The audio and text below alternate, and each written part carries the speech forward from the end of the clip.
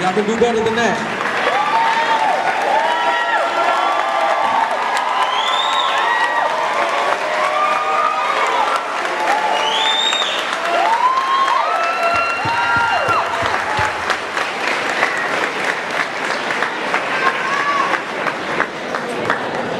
St. Louis, Missouri, make some noise! All right. Black family, thanks for coming out. It's an honor to be back. It's been a while. 18 months ago, I stood on this stage, April 2014. I had no idea what would be coming down the pipe a few months later after I left. You all know the story better than me because you live here. Yes. But in August of that same year, our brother Michael Brown, rest in peace to him, was shot down like a dog. Right. Like an animal. And his body was allowed to just lay there in the street, lifeless for hours. Brothers and sisters, we have to take some responsibility for that. We have to take some responsibility for not only the murder of Michael Brown, but we got to take responsibility for Trayvon's, and we got to take responsibility for Eric Garner's. We got to take responsibility for all of them. Our role in these assassinations of young black boys, young black men, black women, Sandra Bland, our role is that we created the intellectual atmosphere for white supremacy to get away with murder and not call it racism. Right. We are the ones, after President Obama's initial election, it was black people who stood up and celebrated that a new time is coming in America. It was us who said that maybe the country is turning towards a post-racial model. It was black folk who took racism off the table of a discussion of what was going on in this country.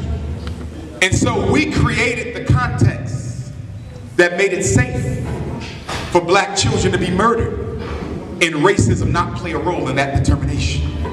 We got to recognize that. And some of us are still playing that type of a role. I remember when the Michael Brown tragedy took place.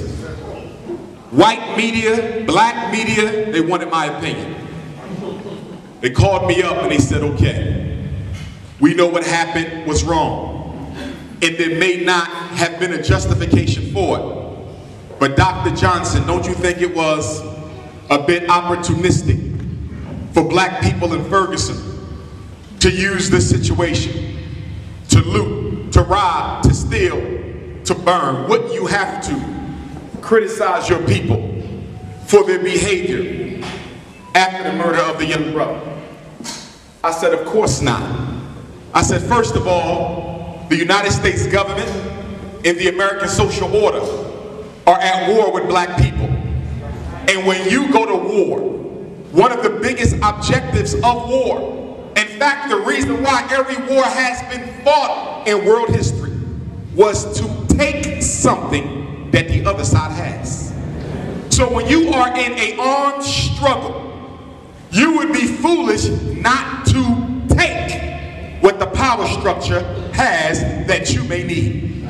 So when brothers and sisters took things from businesses, I thought that was an act of intelligence.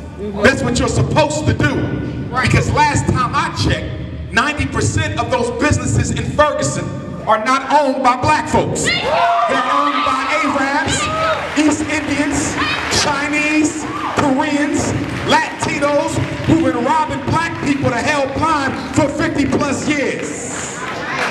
And not giving us nothing back in exchange for all the investments that we made. Thank you. Well, there was a few black businesses that got caught up in that, Dr. Johnson. You know, like I know, in any war, there's collateral damage.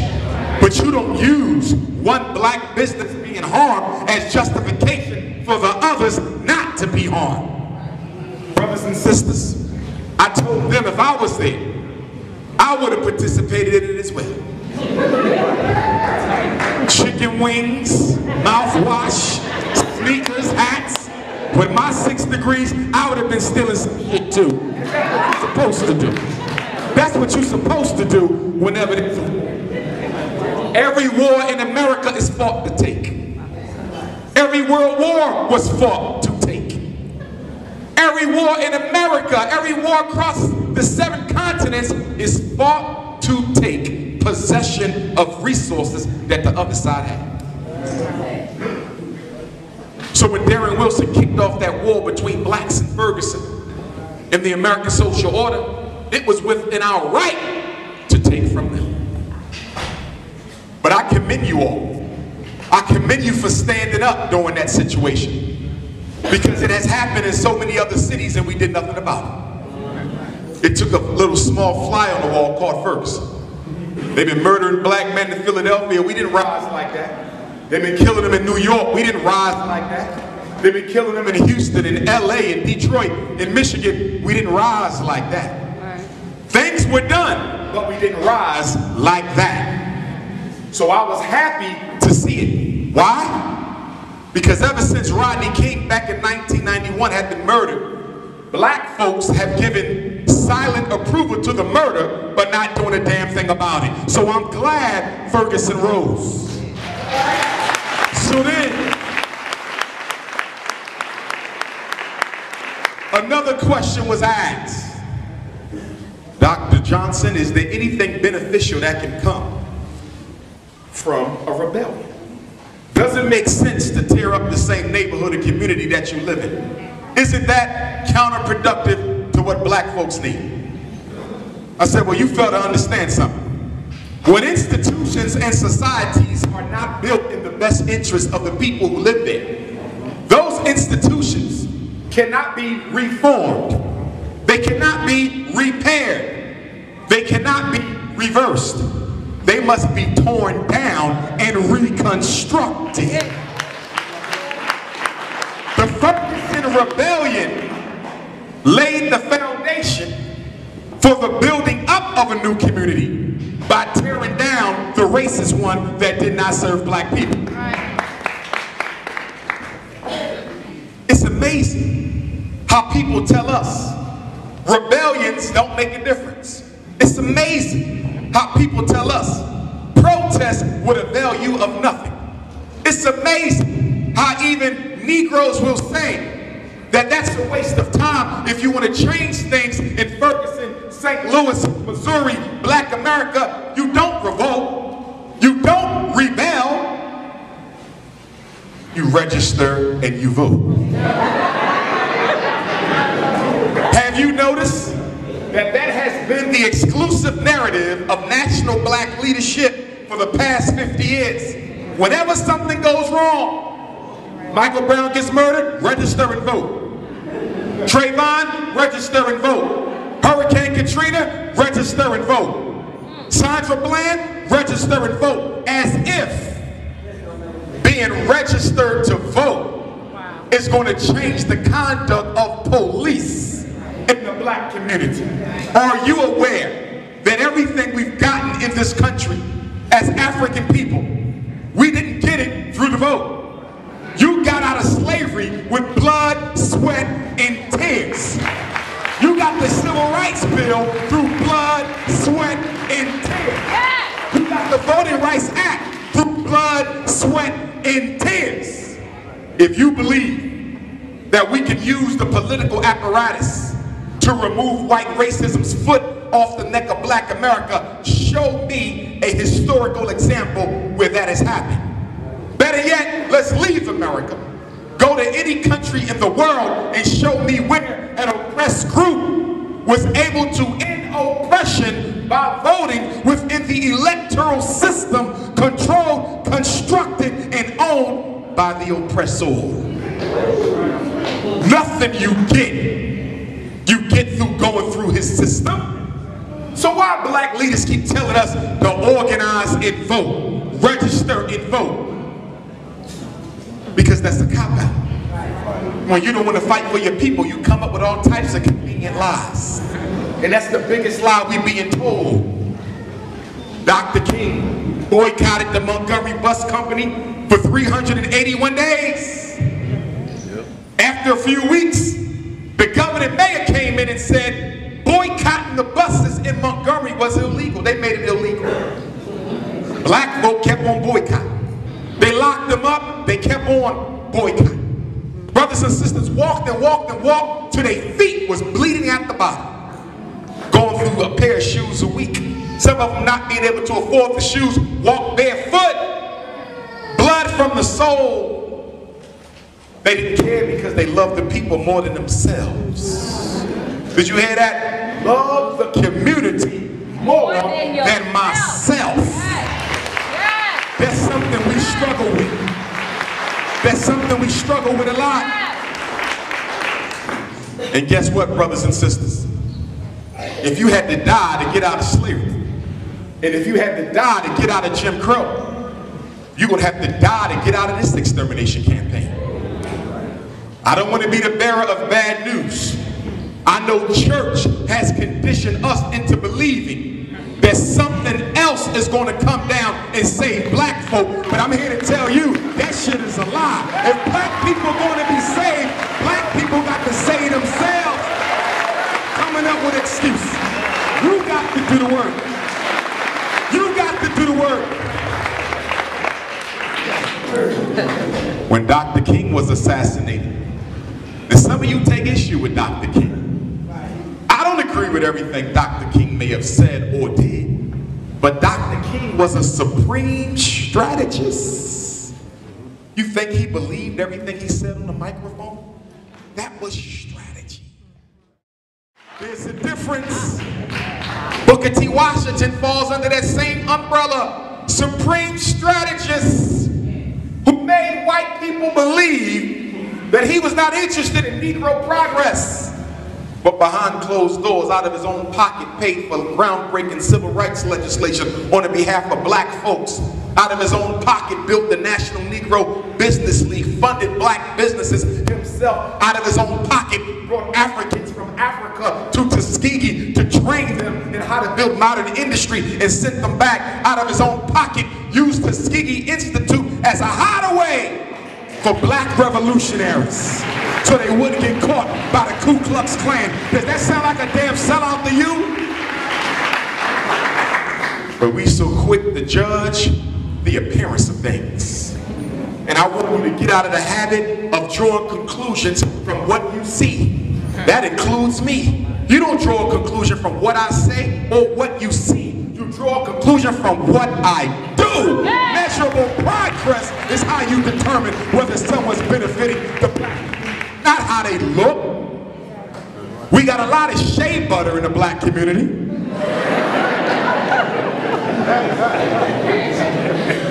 Everybody got on a cultural costume of one form or another. Locks, dashikis, African names. You so spiritual. Oh, we so spiritual. Well, I take issue with this assumed spirituality in the conscious community because I'm not aware of a spiritual giant.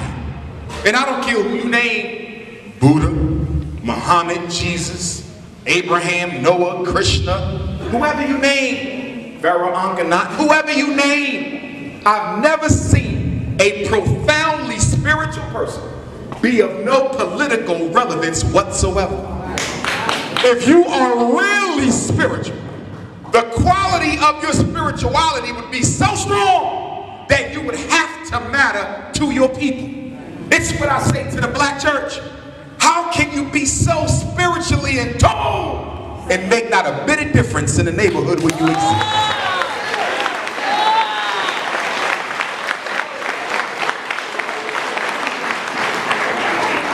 So when Dr. King was assassinated, the United States government said we got to redo this black-white power dynamic we have. We got to make it look a little different. Because what we went through in the 60s, we can't go through again. Do you realize in the 1960s, the United States government was challenged and pushed so far that it almost cracked? Do you recognize the 60s took America to the brink of disintegration? Do you recognize that the 60s, the United States government had to worry about SNCC, they had to worry about CORE, they had the Nation of Islam, they had the Garveyites, they had the Rastas, they had the Guys and Earths, they had the NAACP, the Urban League, the sit-ins, the Freedom over 20 legitimate black organizations who all were sincere. Yes. Sincere. That means they did it for no other purpose but to serve the people. The people. After they killed Dr. King, they said, we got to redo this. We can never let this happen again. That many black leaders, that many black radical organizations challenging us at once, we can't let it happen no more. So they said, we got an idea. We're going to create the black leaders next time around. We're not going to let them come from the grassroots. We don't want no more Stokely Carmichael. We don't want no more George Jackson. No more Fred Hampton, Huey P. Newton, Medgar Evers. We're going to do something about that. We're going to create our own. And so when they selected who they would use in the aftermath of the King assassination, they brought them in. Urban League, NAACP, Jesse, and others. And they said, listen, we're going to let you talk black. We're going to let you shout, I'm black and I'm proud. We want you to talk smack on the white man, because if you don't, your people won't trust you. We're either going to help you out, give you some money, sit you up, put you all over TV. Whenever we want to know what's going on with black folks, we're going to call you in to tell us. But you just got to promise us one thing. Promise the government one thing, black leadership, because we don't want to repeat of the 60s. The 80s got to be different than the 60s. And he said, the government said to black leadership, promise us one thing and you're going to be all right. You will avoid assassination. You will avoid incarceration. You will avoid character disintegration. Just do this one thing. Never ever again, for as long as you live, do whatever you want. Call us crackers, devils, we don't care. Keep the people trusted in you. But don't do this one thing. And that is never again must black leadership organize and mobilize a sustained, protracted, mass protest movement against the United States government. I'm going to say it again. Never again must you do what King did. We never again want to see sustained finance by black folks. Protracted, last for longer than a day or a week or a month. Mass-based, include African people from all over the country, from Detroit to California, Houston to Chicago. We never want to see that again. And have you realized that in the 50 years since Dr. King has been murdered, you haven't had a single sustained, protracted, mass-based movement of black folk against the United States government, because that's the deal between the leaders and the power structure.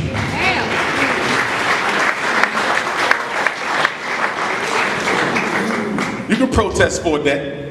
You can protest for a week. As long as that protest has no agenda. You can march for a day.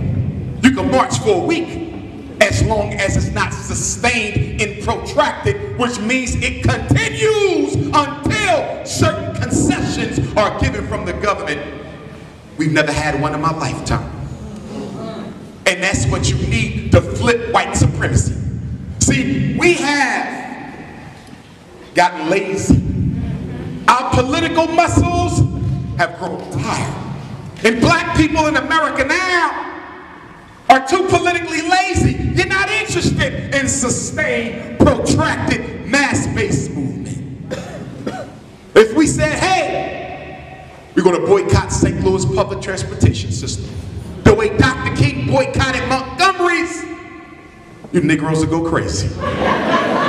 Hell, you mean I can't catch the bus? I got to go to work.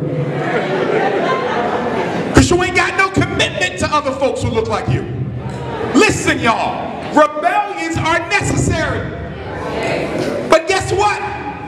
If you don't love yourself more than you hate racism,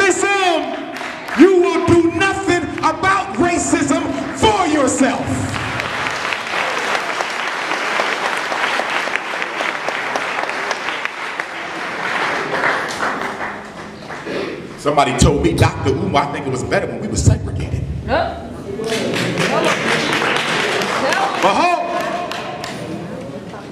Don't clap too much on that. Let me tell you why. I agree. We were better off during segregation. But do you know why? The reason you were better off during segregation is because the white man did not want you, and by virtue of him not allowing you to participate in his reality, you were forced to build your own. Not because you love black independence, not because you love black business, not because you were proud to be an African. You did it because he left you no choice. I got a problem with that. I got a big problem with that. And the problem is this: if my oppressor has to create the conditions, I said if my oppressor has to create the conditions in order for me to do right by myself, I'm in trouble.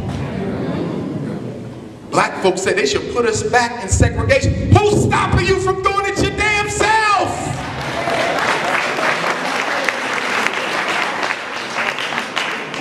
Same Negro talking about we need to go back to segregation, got a damn white woman on his damn arm.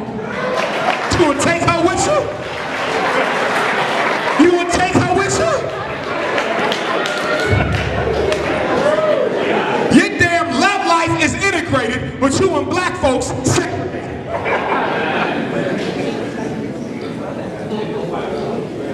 Fellas, I see ladies standing. I see ladies, raise your hand if you want a seat.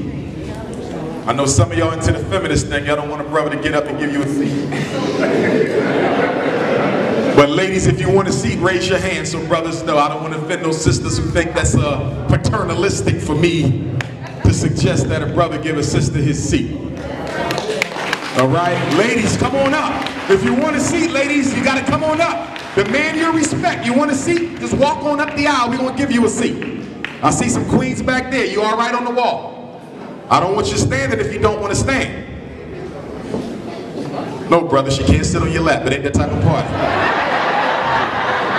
Keep it clean. Got to get you.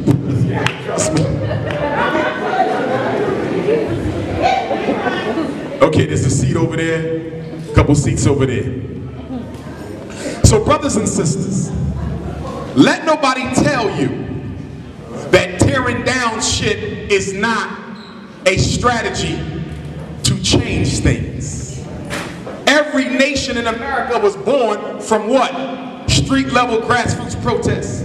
Study the African revolutions. Study the Russian revolutions. Study the You know what one of your big problems is?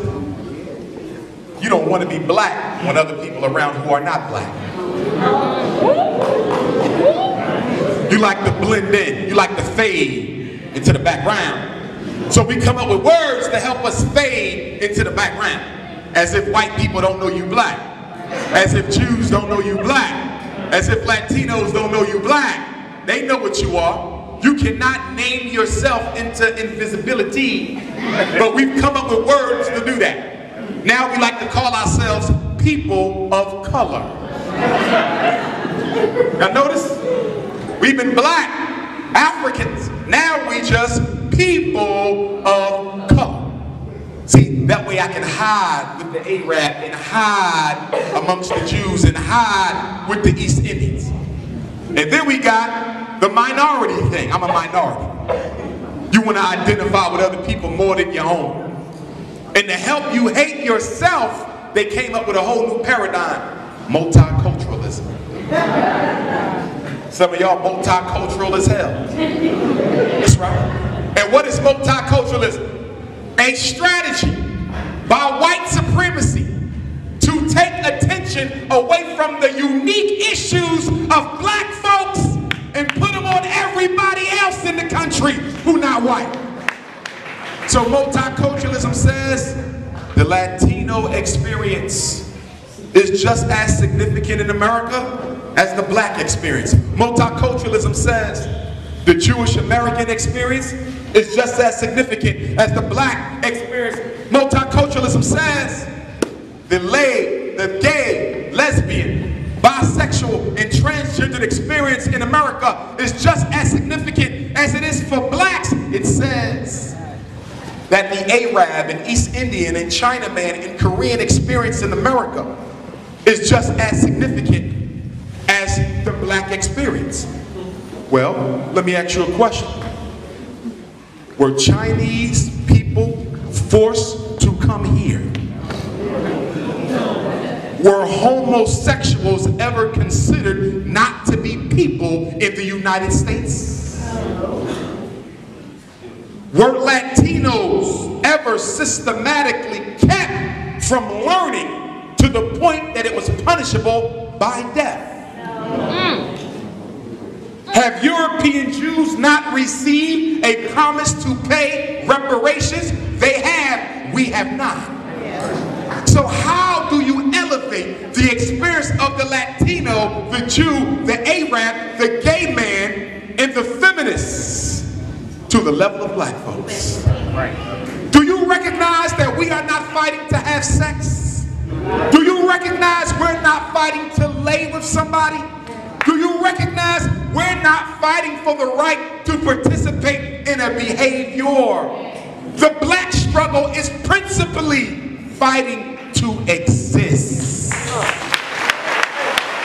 How do you compare somebody's fight to live with somebody's fight to have sex? How do you compare somebody's right to exist with somebody's right to have their cultural experience validated within the larger fabric of Americanism? Do you realize that you have nothing in common with none of these non-white so-called minority groups? But the white man's smart. The white man said we gotta find something that we can use to take attention away from black folks, but still keep it on white folks. See, when you say LBGT, that's a white movement. That's a white thing. How the hell you a minority because you gay? A white male who is a homosexual has more power than a black male who is not. How you a minority? White female, a minority? Really? See, when the Civil Rights Bill came out, you know they changed the language in the final draft. They added 2 words, sex and gender. Study it if you don't believe me. It was just for black folk. But in America, you can't make a law just for black folk. You can make a law just for gays. You can make a law just for Latinos. You can make a law just for women, but you're not allowed to make a law just for blacks. That's why the 13th Amendment said slavery shall not be allowed in these territories.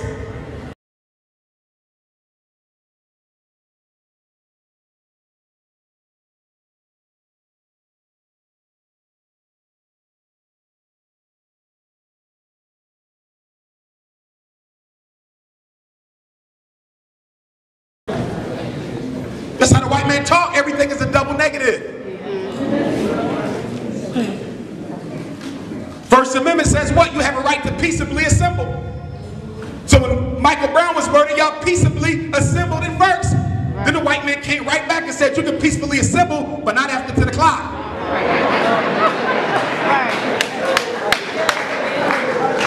That's how he operates. That's why you gotta stop going crazy every time you think something was done to help black folk. I'll give you one, hate crimes law. Do you realize the hate crimes law was supposed to protect black folk from racially motivated crime? Right. But it has convicted more black folks for racially motivated crime. Look at that. Even when it's for you, it works against you. So you got to slow down and stop celebrating. I don't celebrate nothing that I haven't seen work itself out for at least 25 years or more. Including your ass. I got to see you for 25 years and see how you act. Because a black person to turn on your ass fast. I need 25 years with you. So and sisters, you got to recognize this thing. Obama fought for the Equal Pay Act. Black feminist sisters was going off. Yes, women need to make what men make. I agree, ladies. You shouldn't make less than me.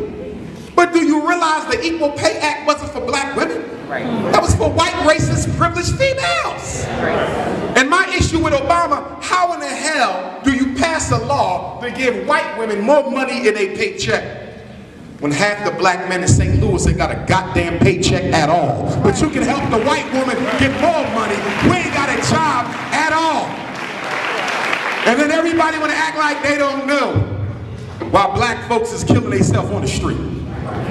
Oh, we don't know what to do about this black on black. You know what the hell to do. The same thing you did when the Irish did it. The same thing you did when the Italians did it. Same thing you did when the Jews did it. When they came to America, they was killing each other, blowing each other brains out. They was gang banging, selling dope, booze, liquor, illegal guns, dying in the streets.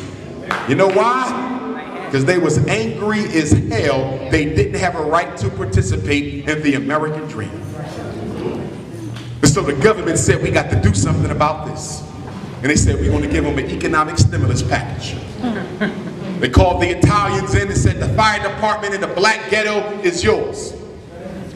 Do we have to save them when their houses catch on fire? Nah, just look like you tried. They called the Irish in and said the police departments in the black ghettos are yours. Do we have to protect? Hell no, just look like it. And then they called the European Jews in and said the downtown civil service jobs, the ones you're supposed to take a test to get, y'all want to get them just because y'all choose. And they control the downtown jobs to this day. They gave them an economic stimulus package. Where's yours at?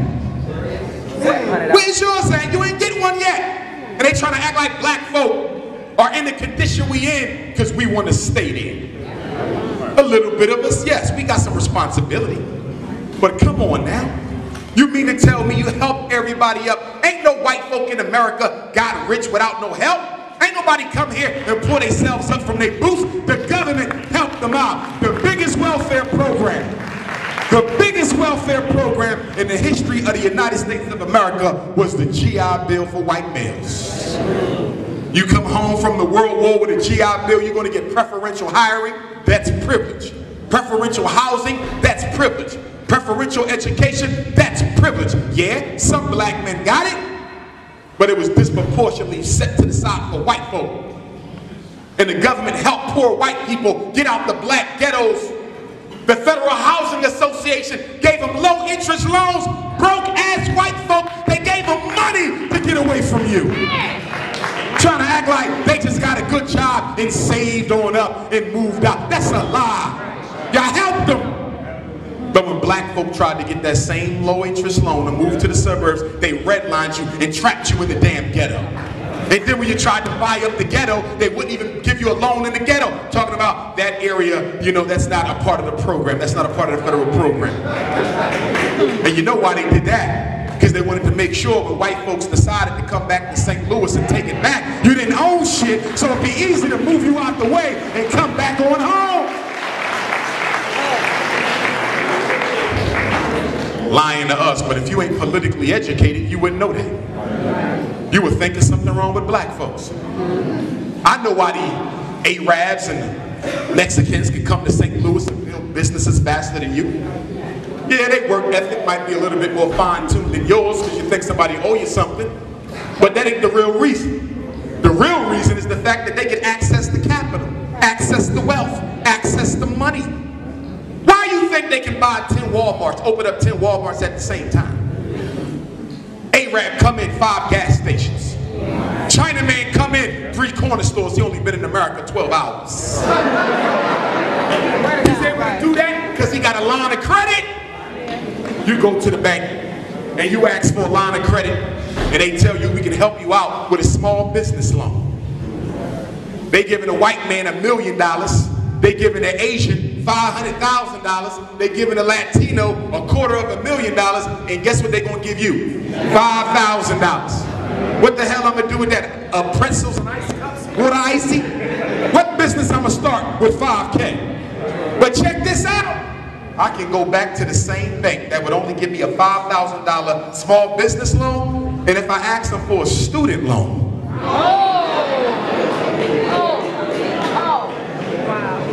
if I ask him for a student loan, he says I can get 100 grand. And then once I get my bachelor's, he'll give me another 100 for my master's.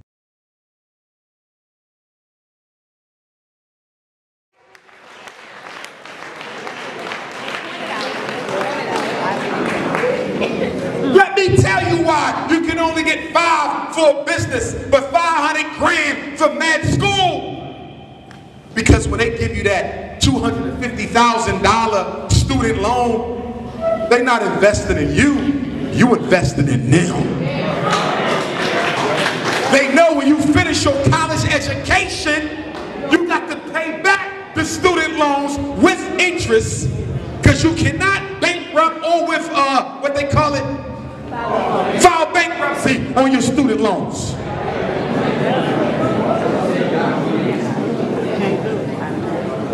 That's right. 2 million black people in America with master's and doctorate degrees and can't find a damn job.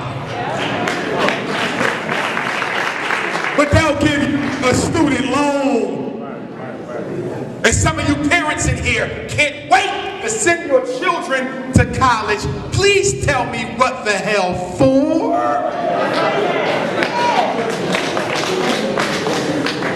Oh, Dr. Johnson came to St. Louis. He has 6 degrees, but he don't want me to send my child to college. Do you realize when I went to school as a freshman in 1992, the college degree still meant a little bit of something? That was 1992. But if you're going to college now in 2015, after NAFTA and Obama's Trans-Pacific Partnership that can flip 40% of the jobs to second and third world nations, ain't no job waiting for your child. So what do you suppose we do then? I suppose you sit down with your child and discuss 3 opportunities. 1, economic mentorship. We're going to find you a black person who has their own business and is doing quite well. And you're going to go and apprentice yourself to that black business, and you're going to save your money while you're working on it so you can emulate and start your own business. Yes. That's 1. That's 1. Strategy number 2, I'm sending you to trade school. That's right. Well, I don't want that. It ain't up to you. I'm paying for trade school. 2 years. That's all I got for you.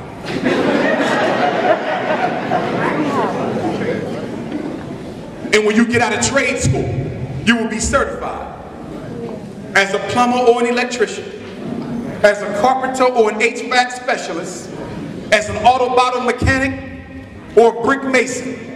In other words, you will be able to feed your family no matter how bad the economy is, because a licensed trade person can get his hustle on right in his own damn community. He ain't got to fill out no job applications to fix a leaking roof or put the brakes on a car. If I was in charge, every black child would go to trade school before they go to college. And one of the reasons why, 2 reasons. Number 1, parents, if you send them to trade school, it's only 2 years. You won't go into debt. They will come out with a usable trade, something they can put to work immediately. And then after you know they can work, hell, if they want to go to college, they can pay for it. Right.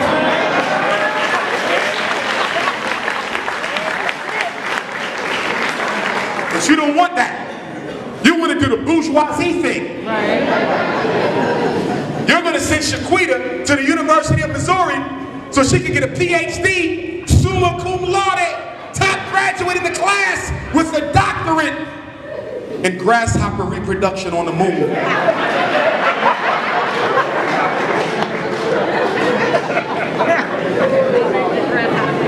She come over here, my baby graduated with honors. She was number 1 in her class. For real, what is her degree in? Grasshopper reproduction on the moon. summa cum laude, University of Missouri, and can't find a damn job because mommy and daddy didn't have the common sense to make sure she pursued a career that actually had some economic relevance. You don't send your child to college and tell them to choose what they want. If my daughter says, Daddy, I want to study ancient medieval art, sure, here's a library card right down the street. You can study all day long. Don't cost you no money. But if I got to mortgage my damn house, if I got to mortgage my damn retirement, you ain't choosing no liberal arts degree. I got a general liberal arts degree.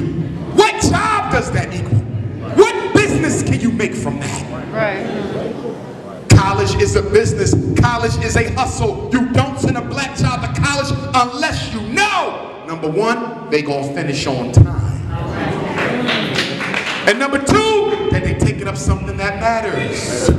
Now, most of you are gonna flunk out on criteria number one, because half of you are raising black children right here in Missouri who lazy and trifling as hell. They don't have no discipline,